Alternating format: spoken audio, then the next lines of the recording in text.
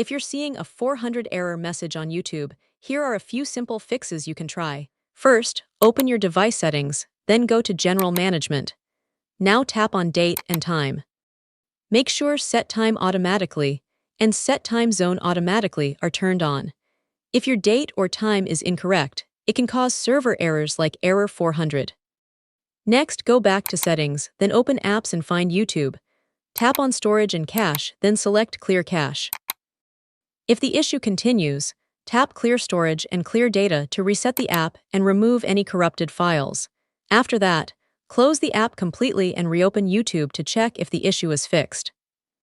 If it still doesn't work, uninstall the app or remove updates if it's pre-installed, then reinstall or update it again from the Play Store.